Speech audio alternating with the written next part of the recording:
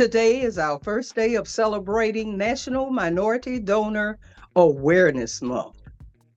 EMAT is excited to have as our first guest the founder of MOTEP, Dr. Clive Callender, transplant surgeon, professor of surgery at Howard University, and one awesome individual. Dr. Callender, say hello to us. Yes, I'm Dr. Clive Callender, and I'm thrilled to have this opportunity to talk with you all. We're going to get started and go with, did you always dream of becoming a transplant surgeon, or did you have a different vision for your life? Completely different vision.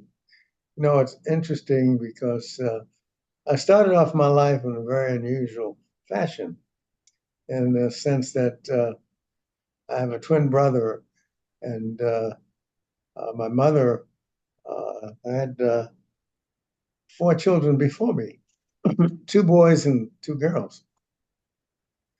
But the two boys died within the first 2 years of life. And so she had as her dream to have two more sons.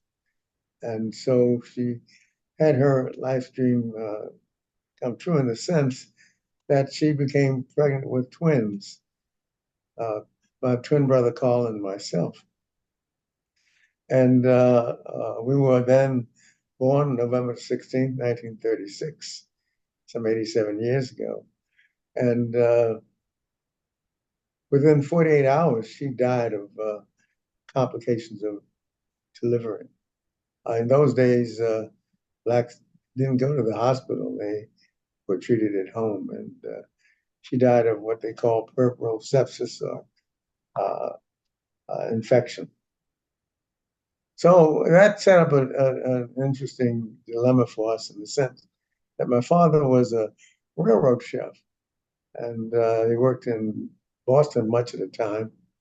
And so he couldn't take care of us. So for the first 2 years of our life, we were brought up in a foster home with two different families. At the end of the second year, my father remarried, and our stepmother then took care of us for 2 years. Our life began very interesting. First, my mother died, and then my stepmother had to be institutionalized because of mental illness. So, as a consequence of that, my mother's sister, my aunt Ella Waterman, actually took care of us for until we were 18. So, and I say that to say that because my aunt was a very religious woman, and as a consequence, most of the time that we existed in the early days, we were in church. So at the age of 7, I was listening to one of the sermons, and of course, at the age of 7, I don't know how much time you actually spend listening to sermons when you're not crawling around on the floor or doing some other things. But somehow I listened to the sermon, and the sermon talked about the beauty of being a medical missionary who saves the medical bodies of people and also uh, reaches the souls of mankind as well. So that at the age of 7, I decided my dream, my vision, was that I wanted to become a medical missionary. It's kind of tender age to have such a dream, but that was my dream. And in answer to your question, and then so for the rest of my life, that was what I wanted to become, a medical missionary. At the age of 15, however, I contracted pulmonary tuberculosis, and I was in the hospital for 18 months, and actually had half of my right lung removed with a right upper lobectomy because the TB was not responding to any medications. And in those days, that was in the 50s, they didn't have a treatment for tuberculosis. So the only thing they felt they could do to save my life was to take out half of my lung. But it's interesting how uh, the Lord moves and how uh, all things work together for good for them who are the called according to his purpose. Because while I was in the hospital for those 18 months, I I had a uncle who actually brought me the Merck Manual, which is uh, the doctor's Bible, and the American College Dictionary. And since I had a lot of time on my hands, I spent most of the 18 months reading both books from cover to cover. And while I was in the hospital, I also had to take a special aptitude test that indicated that I had the mentality to pursue any course that I really wanted. So 18 months after having developed tuberculosis and having half my lung removed, I was discharged from the hospital. In those days, there wasn't a cure for TB.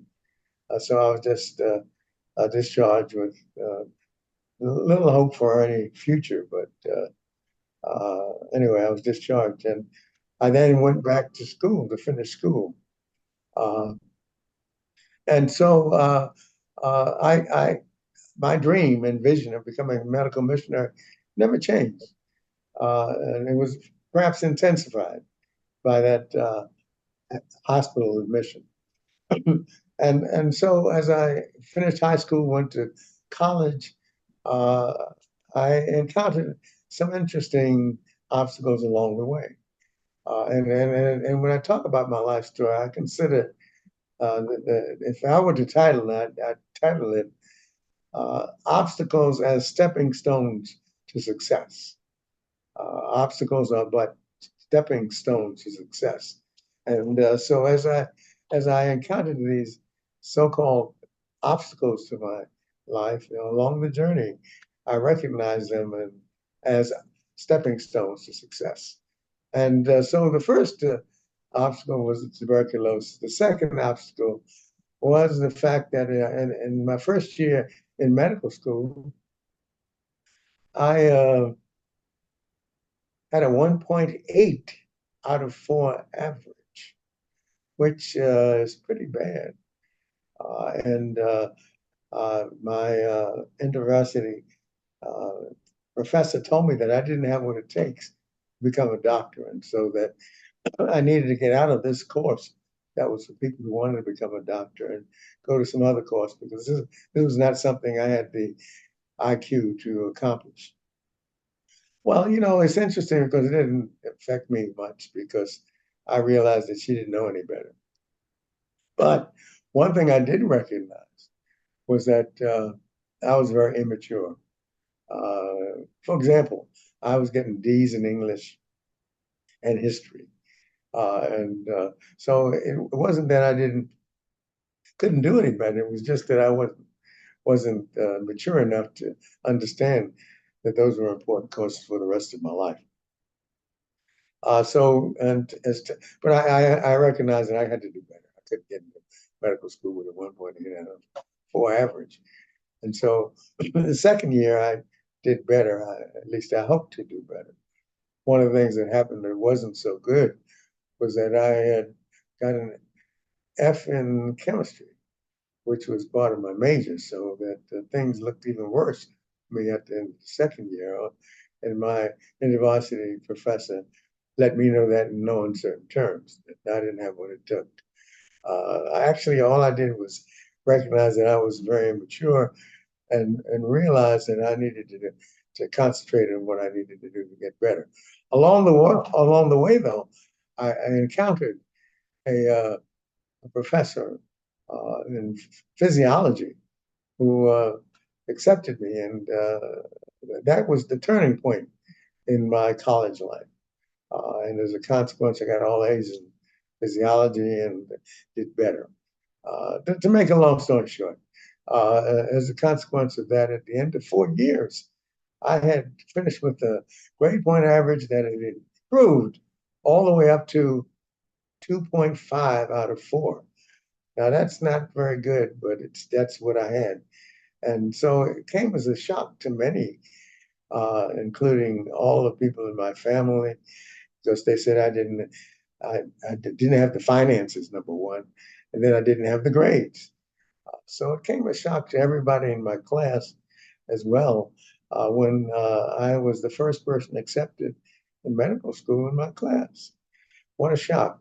In many ways, it was a learning opportunity for many because I was at Hunter College, a predominantly Jewish school, which had very few blacks. And uh, uh, the blacks who were there, and they saw that if Clive could get accepted in medical school, so could they. And as a consequence, all of the blacks in my class who wanted to go to medical school figured they could do it. And they actually did. They actually all got accepted into medical school. This was the beginning for me, but that was just another obstacle. The third obstacle that I encountered was when the fact that my dad didn't have the funds for me to go to medical school. I got accepted into medical school, and the next obstacle was where are we going to get the funds? And so one of the things that I'll never forget is that my church then held a special service, in which they raised the funds for me to go to medical school. So that a miracle, something that my twin brother and my sister and my dad and my aunt all thought was impossible, became a reality. And so I went off to Meharry Medical College in Nashville, Tennessee. And I encountered people from all other colleges across the United States. And so I recognized that I had to work hard in order to make it. So to shorten my story, at the end of the second year, I made the dean's list and it was number one in the class, shockingly. And so I went back to Hunter College to tell my two professors. And of course, the one professor was my InterVarsity professor wouldn't speak to me. She said that I lied when I said I got into medical school, and she would never wanted me to come back again. The other professor was delighted that what she'd done helped me to excel in medical school. But I will tell you that at the end of 4 years, to my shock and utter shock, I finished as the ranking student in my class. So here I went from being C average uh, college student to the top student in my class. And so I was thinking about my dream coming true of becoming a medical missionary. One of the things I did, though, in my sophomore year in medical school was I went to a hospital in Dayton, Ohio. And it was there that I encountered a GI bleeder, a person who had an ulcer and was bleeding to death, whose life was saved by a surgeon. And it was then that I decided I would not only be a medical missionary, but I'd be a surgical medical missionary. And so this then changed the course of my life. I then uh, encountered a medical student actually during my surgical residency who was from Nigeria.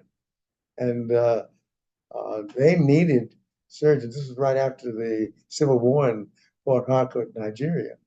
And they needed doctors at Port Harcourt, Nigeria. And so this was my opportunity, my life's dream to come true. So as soon as I finished my surgical residency, I had the opportunity to take and pass my boards, then go to Port Harcourt, Nigeria, and have my life dream come true.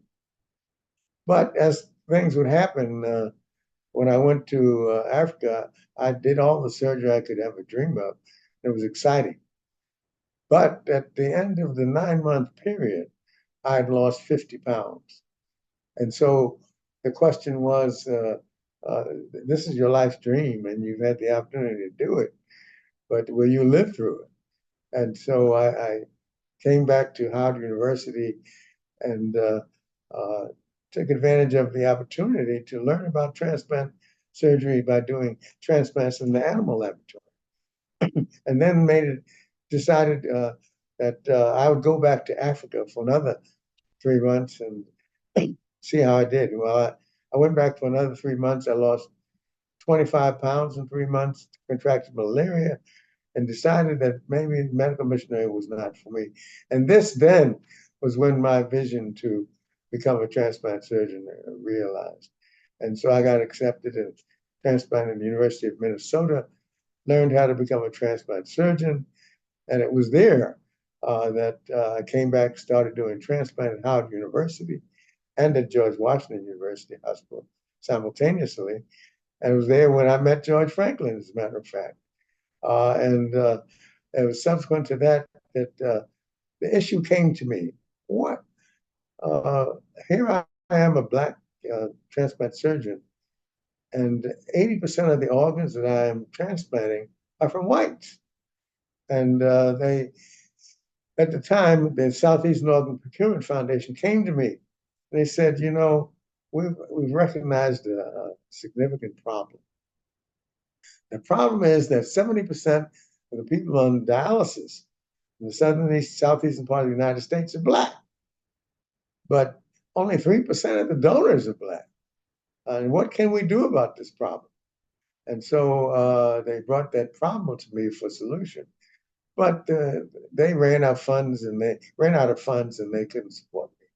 So one of the things that I recognized that the data was shocking, that so few blacks were donors. And so I worked along with James Baton, a psychologist, and we decided to go into the District of Columbia, and and we asked Howard to give us $500 to go into the District of Columbia to find out why it is that blacks are reluctant to become donors. As a consequence of that interaction with the $500 that we got from the president of Howard University, we were able to come up with an answer to two questions that had never been asked before. The first one is, why are blacks reluctant to become donors? And as a consequence of our study, when we started this study, only 2 or 40 people were willing to sign donor cards. But at the end of the interview sessions, all 40 were willing to sign donor cards. So we had identified the 5 reasons why blacks were reluctant to become donors, and also identified a solution to the problem. And the 5 reasons were: first, there was a lack of transplant awareness. Blacks were not aware that we needed organs more than any other ethnic group. They weren't aware that we have so much more hypertension and diabetes, that this is something that we need to become part of it, part of the solution to the problem. Second was they had religious misperceptions, concerns, and fears. Then they're great getting at morning when you go to the pearly gates. If you don't have your kidneys, you don't have your eyes, you won't be able to see great grandmama in the hereafter, and forgetting that Christ came and died so that we could have eternal life, and that you won't need these corneas, these eyes, these hearts, the lungs, livers. It's a new body, a new heaven, a new earth, and a new body. And so, therefore, the real thing to recognize is that it is the right Christian thing to do. In giving, you receive. It's in pardoning that you're pardoned. It's in dying that you're born to eternal life. So that these were the 3 of the reasons. And the 4th had to do with the basic fear that the past history of people of color being used as guinea pigs was something that we had to overcome. And the 4th had to do with the racism, a concern that they only wanted to get our black organs to give to white people.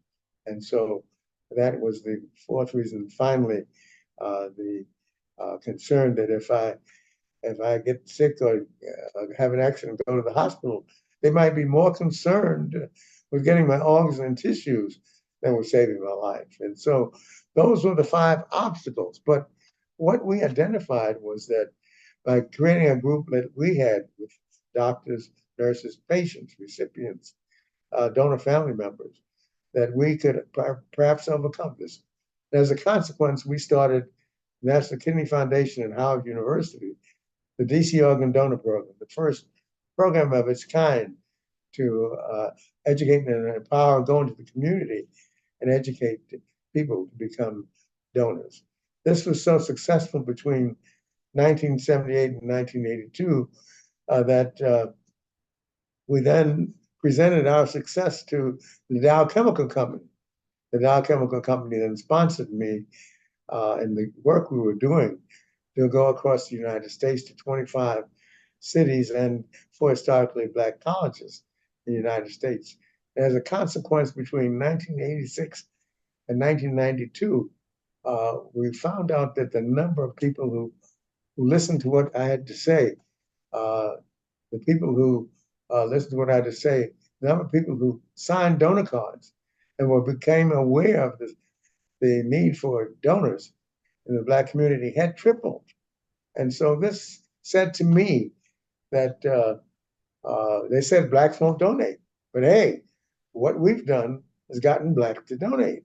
And if we could do this with the Black community, who they said would not donate, then why not create an organization that goes to all people of color? And so we conceptualized in 1991 the National Minority Organ Tissue Transplant Education Program. And this program would go to all minority groups and would educate the communities to become part of the solution to the donor problem. It was interesting because at that time, only 3% of the donors were Black, and only 14% of the minorities were donors. And so we were pretty much at the bottom of the pile. And so this was an opportunity to make a difference. Why did I think I would make a difference? Well, I had wanted to become a medical missionary, but because of health concerns, I decided I wanted to be a transplant surgeon. So since I was very comfortable with the religious community, I said, this is an opportunity for me to make a difference. Is it an impossible dream? Yes. But then so was my recovering from tuberculosis. So was my getting into college, getting into medical school, and actually having my life dream come true. So I decided that why not make an effort? And lo and behold, to make a long story short, because I've talked long enough, uh, what we encountered was actually a miracle in the sense that between the time we started our effort in 1991 and then we got the funds for most of it, which was, as a matter of fact, a result of interaction of Lewis Stokes from Cleveland, uh, John Lewis Sullivan, who was the Secretary of Health, Education, Welfare, the first African American of his time, and then John Ruffin. These three allowed us to get $16 million to have 15 MOTEP organizations, first beginning in Cleveland, New York, and Washington, D.C., and then expanding across the globe to Alaska, Los Angeles, New York City, Houston, Miami, and other places. So 15 sites across the United States. And lo and behold, as a consequence, by 2010, the group that was at the bottom of the pile actually had gotten to the top of the list. So the miracle that occurred is as a consequence of the efforts that we did with MOTEP uh, in all those 15 sites resulted in a tripling of the number of African Americans who donated and a doubling of the minorities who actually donated for transplantation. So as a consequence, we then saw that what we'd done worked in the Black community, and based upon the success in the Black community, we applied this to all of the ethnic groups, and it made a difference that was uh, quantifiable. And the reasons for that success were the fact that we took our information into the community. And we learned that the community is the most effective change agent that's known to man. And that when you take the message to the community, you educate the community, and then allow the community to be educated and empowered and become part of the solution. This then is the way to make a difference. And lo and behold, that system did work and made an impact on donation that remains today. So that's kind of a long-winded answer to your first question, but that is still what what made me go into organ donation. The fact that I became a transplant surgeon, number of donors was number of black donors and minority donors was minuscule, and I thought that it was an impossible thing to try and make a difference, but we actually did make a difference that must be made. So that's my answer to your first question. I'm sorry it took so long to answer it. There are a lot of organizations that spread awareness about organ donation. How can we better work together for the common cause of minority community engagement? That's a very good question, and it's a question that I've encountered. And one of the things that we can do is that all of us can accept the fact that the country. One of the obstacles that I encountered was some people had concerns about the name Minority Organ Tissue Transplant Education Program. They felt that minority was a put down.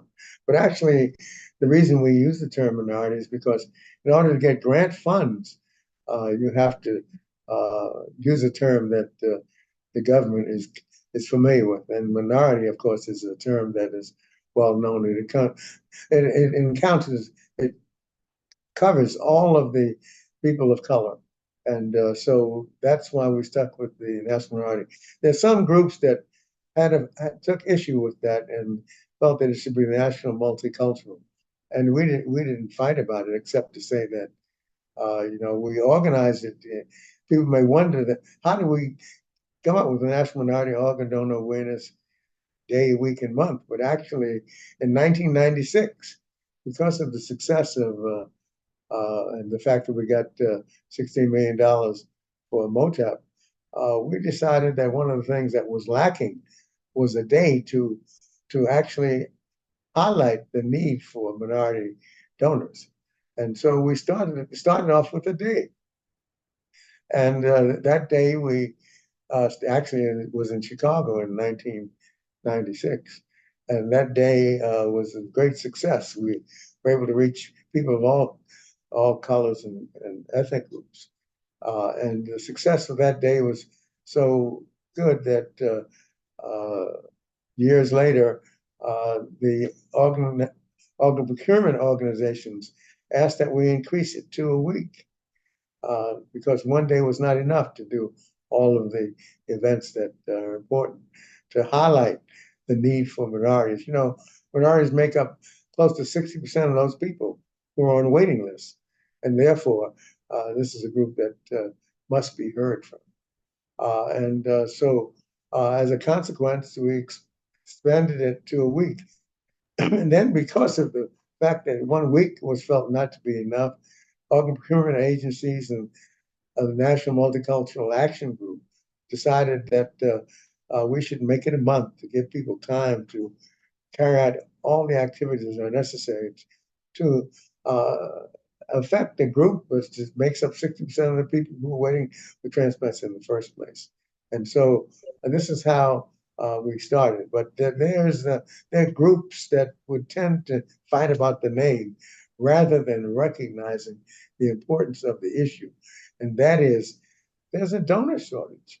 As a consequence of this donor shortage, 15 people die every day. Now, actually, 5 years ago, it was 22 people dying every day. So we've done a little better, but we need to get to the point where no people die every day. And the predominant group that is dying are people of color. And for that reason, we need to come together as a group and be willing to move forward so that all people of color recognize this is the month that we should emphasize our efforts to tell others about the fact that we need organs and that it doesn't matter what ethnic group you are, whether you're black, white, green, or purple, that we all need organs in order to address the number one problem in transplantation today, which is the shortage of donors. Well, thank you. And once again, we're going to go to our listeners and see if we can get a question. Dr. Callender, this is Linda Kimball from Cleveland MOTAP. Now, I know that we know of all the wonderful things that you've done in your lifetime, but as the founder of National MOTEP, what is your most proud moment that you've had? I know you've had a lot of proud moments, but as you look back, what has been your most proud moment? I think the proudest moment was when the American Society of Transplant Surgeons gave me its highest award.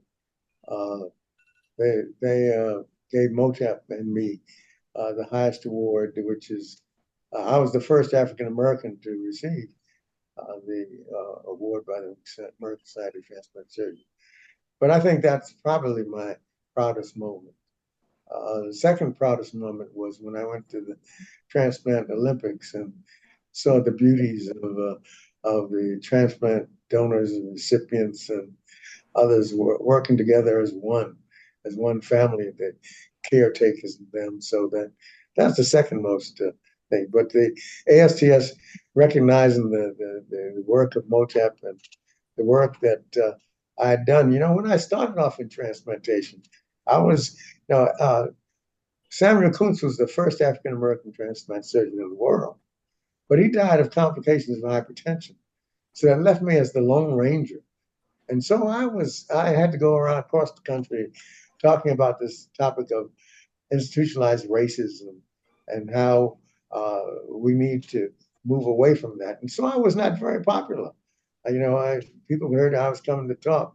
I encountered a lot of subtle and not so subtle concerns. So to have the American Society of Transplant Surgeons give me its Pioneer Award to recognize that the work I'd done was important is the highlight of my career.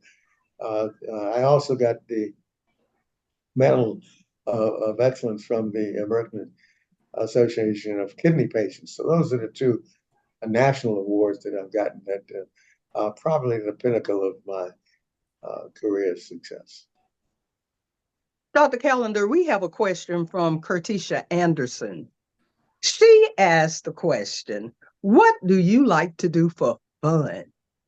Well, I do many things for fun. I love basketball. I love music. I actually have a couple of CDs that I've done because music is probably something I've done since I was 15 years of age.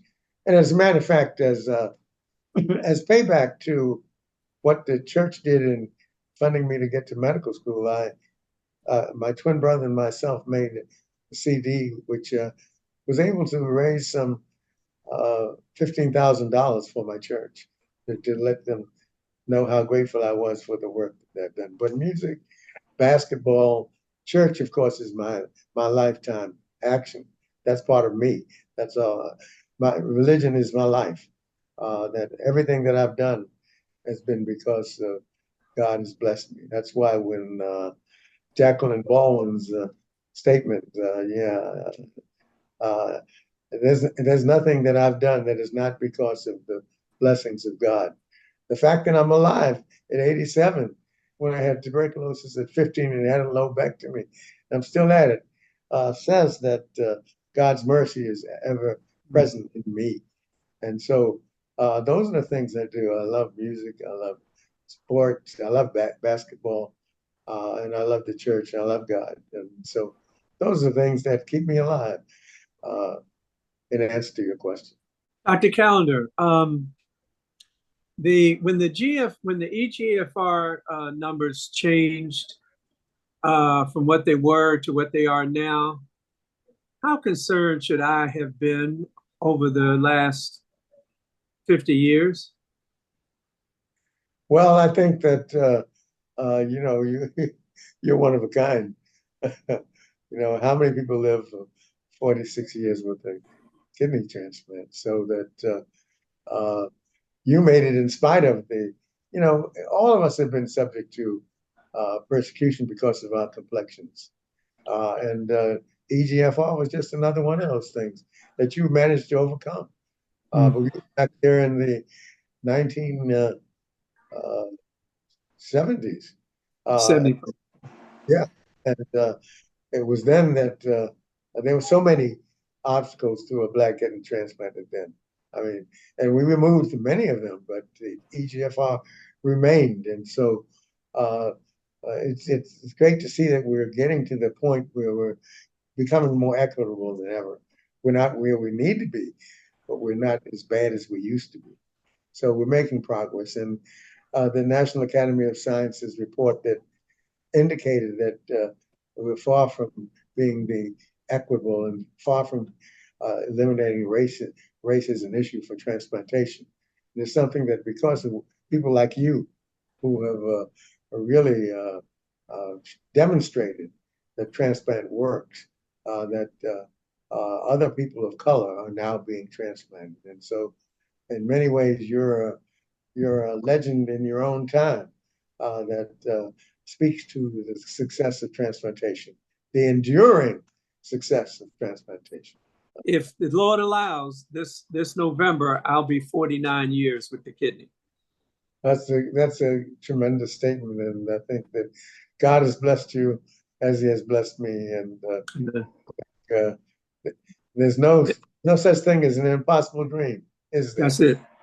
And I'll let everybody know on the call, and then I'll go back to mute, that I met Dr. Callender in 74, but he actually started caring for me in 75. My transplant surgeon had left town, and so he was the only one in town. And so Dr. Callender had to come over to George Washington University Hospital to see the patients that were in there. So this year will mark our 50th anniversary of your being my one of my two transplant surgeons. I thank God for you. And I thank God for you. Thank you. All righty, and we're going to move on now, and I'm going to ask one more question. What positive impact has MOTEP made from 1991, its origin, to the present day? Well, thank you for asking that question. One of the things that is also an answer to Linda Kimball's question, because one of the things that was absolutely shocking to me was when I looked at the data in 2010 and saw that African Americans were at the top of the list, and that we'd gone from the bottom to the very top of the list. That was just astounding to me, that that miracle had really come to pass. And I wasn't looking. I just actually Keith Melanson and I and another doctor were looking at the data just to see what had happened. And to my shock, I saw that African Americans were the number one donor ethnic group in the United States, above Caucasians, above Latino Americans, above all others. And so that to me is an impact that is hard to believe. And the fact that we've also tripled the number of minorities who donated is also powerful. But I think that's the impact that MOTEP have. But the other thing that MOTEP has done is that we recognize that the community is the source of power that makes the difference. The grassroots efforts of the civil rights people that we adopted to use for our MOTEP model has been the reason for our success, because community education and empowerment is the key. And one of the things that Lyndon knows and does well is that goes into the community, educates the community, and then the community takes the ball and runs with it. Because one of the things we've emphasized is an ounce of prevention is worth a pound of cure. And we go into the community, educate the communities so they will adopt healthy lifestyles, get their blood pressure checked and controlled, get their weight down, eat more plant proteins, less meat, more fruits and vegetables. And moving from awareness, which is just the beginning of it, to action, to accountability. So those are the themes that MOTEP has addressed that have been the reason why we have been successful. And that, along with the fact that God has blessed all of our activities, is something that I'm thrilled to be able to talk about. At the age of 87, I'm blessed as anybody could be. Amen. I have a question. What can we do in the community, or what kind of education can we do to prevent people from? I mean, I know the ones that are born with it, but is there anything we can do to prevent people from getting, in this situation? I'm so happy that you asked that question. One of the things that we're doing actually with George Washington and MOTEP together is we're doing screening to find out if you have protein in your urine. The earliest sign of kidney disease is protein in your urine, and if you have protein in your urine, and we find out at a stage where you have the 5 stages of kidney disease. And if you find that you have protein in your urine and you're in the top 3 stages, kidney disease can be reversed. And so an ounce of prevention is worth a pound of cure. So it was at that point you can lose weight, you can actually get genetic testing to find out if you have some genetic disease. You can get your blood pressure improved 150 minutes to 300 minutes per week. And also meditation, 150 to 300 minutes per week. All of those things, the lifestyle changes, can make a difference. And so one of the most important things is not only to find out if you have protein in the urine, and many people of color after the age of 50 do. So if you are not getting your urine protein checked for your annual physical, if you're over 50 and you're Black, you must do that. Now, after you do that, then it's important to get your blood pressure controlled, get your diabetes controlled, and lose weight and do physical exercise, eat less meat, more vegetables and fruits. Those are the things that are important, so that if you find your protein, you don't stop there. That's just the beginning. Because preventing it from progressing towards end-stage kidney disease is something that can be done. And that's the aspect of an ounce of prevention is worth a pound of cure that the community education and empowerment consists of. Because one of the things as of 2001 that we did in all of our campaigns was to emphasize to prevent the need. And as a matter of fact, the term that we used for our grant that we got the first $15 million for was to prevent the need. And so I'm so glad, Tony, that you asked that question, because that's where much of our effort needs to be, to prevent us from getting end-stage kidney disease. What care plan do you recommend for stage 4 chronic kidney disease to reduce creatinine and bun levels? Well, generally speaking, stage 1 through 3 are reversible. Stage 4 and stage 5, one of the things that you do is you make sure that if you have hypertension, it's controlled. If you have diabetes, make sure that that's controlled. If you're overweight, you try to lose the weight. Those are things you do, but usually at stage 4 and stage 5, the next step is dialysis or transplantation. Stage 1 through 3 are reversible. Stage 4 and 5 are usually preparation for dialysis and live donor transplantation if possible. And since you mentioned the live donor transplantation, would you tell us the difference that it makes between having a live donor and a deceased donor? Thank you for that question, because it's very important. When you have to be on a waiting list, for kidneys, the waiting list may be 4 to 5 years. Now, if you have a live donor, then the waiting for you may be 3 to 6 months. In addition to which, the success of live donor transplantation is superior to deceased donor transplantation. It's not that the results are poor for deceased donor transplantation. It's just that the success rate is better for live donor transplantation, whether it's a relative or not. If it's a live donor, then the success rate is uh, considerably longer than for deceased donor transplantation. Now, one of the things to be aware of is that over the last 10 years, the living donor rate among African Americans has continued to drop. And so this is an area of priority. Tony, I think it was, who asked that question.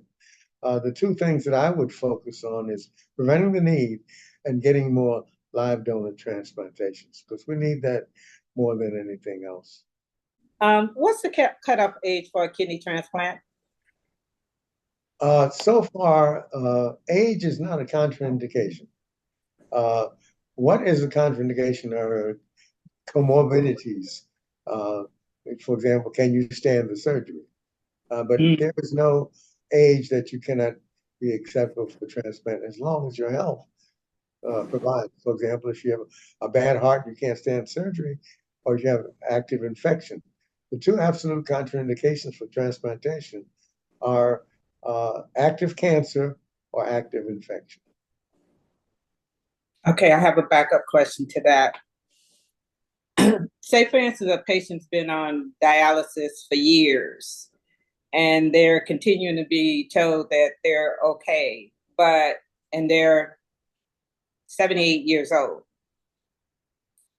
And they're also being told that they're not eligible for transplant. And that's the reason why I'm asking that question. So what do you do at that point? I mean, get a second opinion, because age is not a contraindication of transplantation. Now, if you got a bad heart, you got bad lungs, or an active infection or cancer, those are absolute contraindications.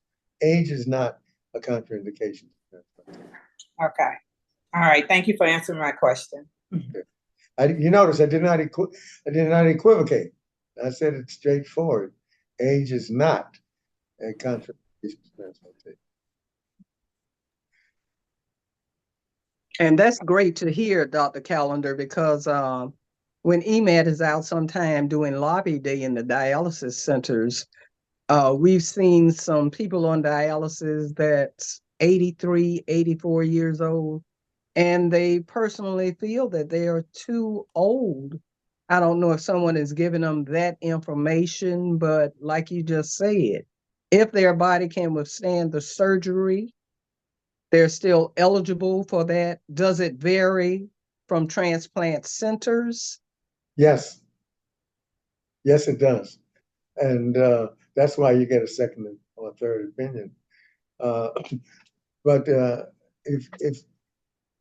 medical comorbidities are the only reason why a patient would be ineligible for transplantation, not age alone. And yes, different transplant centers have different standards. And so one transplant program may say yes, the other may say no. All righty. Well, this is the last call for questions while you have the master's answerer here. I've been called many things when not the master answerer. The Henry? master answerer. Henry? I have one question. Go for it. Oh, all right, Dr.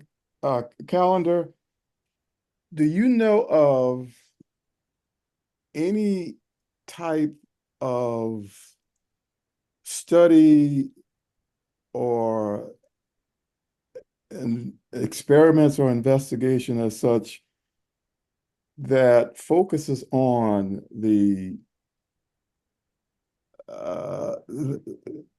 I guess I should say the origin or the genetic defect that causes polycystic kidney disease? Oh, okay. I believe that it is well known the genetic origin of polycystic disease, and it's no longer a mystery because they know the genetic origin. Okay. Yeah, and they can tell you exactly which genes are responsible for it, and could probably tell you if they did a genetic study on your family, where it is, where it came from in the family. Because it is a family condition that is inherited. Right. I knew that part. Yes. Okay. Thank you. Okay. Polycystic disease, the diseases that occur that are the commonest are, of course, the diabetes, the hypertension, and polycystic kidney disease. And then, of course, obesity and then substance abuse diseases. And the effective treatment of polycystic kidney disease is something that is very positive when it can be done. And we've had many successes with polycystic kidney disease transplant. You said with the transplant regarding polycystic kidney disease patients. Yes, of course. Okay. The thing with polycystic kidney disease is you just have to be sure that you don't have cysts also in the liver and also in the Liver, brain. right. The liver and the brain. So, Right. And it also entails sometimes nephrectomy, is that correct? absolutely. Some of the biggest kidneys I've ever taken out have been polycystic kidneys. Right. They can be pretty huge. When they associated with infection or bleeding, or even intractable hypertension, then they have to be removed. But if they are asymptomatic and are not associated with bleeding or infection, then transplant can be done without removal. All right. Thank you. Well, it's been a joy and delight to spend time with you, and I'm happy that I've been able to shed some light on my history as well as some of your histories. Dr. Callender, we certainly appreciate all the information you have shared with us. We appreciate your sacrifice of time, and we just enjoyed all of the information you have shared with us. It's been a delight.